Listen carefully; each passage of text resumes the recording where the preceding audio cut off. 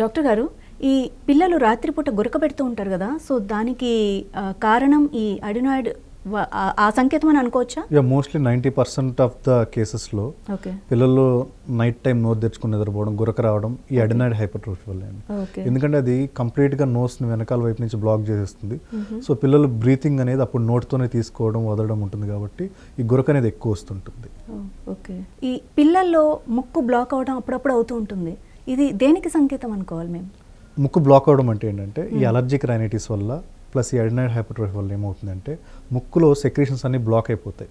దానివల్ల వాళ్ళకి ఎప్పుడు స్టఫీనోస్ ఇవన్నీ ఉంటాయి అన్నమాట. ఓకే సార్, ఇది పిల్లల్లో ఉంది అని తెలుసుకున్నాక ఎలా అంటే ఎలాంటి టెస్టులు చేయాలి పిల్లల కోసం?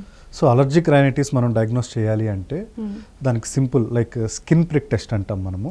సో మనం ఏంటంటే దేనికి అలర్జీ, లైక్ పీనట్ అలర్జీయా లేకపోతే డస్ట్ అలర్జీయా, దాన్ని మనం ఏంటంటే చిన్న స్కిన్ ప్రిక్ టెస్ట్తో మనం డయాగ్నోస్ చేయొచ్చు. లేదు దానికి బ్లడ్ టెస్ట్ కూడా మనకు ఉన్నాయన్నమాట. సో ఆ సింపుల్ బ్లడ్ టెస్ట్తో మనం ఐజీ లెవెల్స్ అవి చూసుకొని కన్ఫర్మ్ చేసుకోవచ్చు.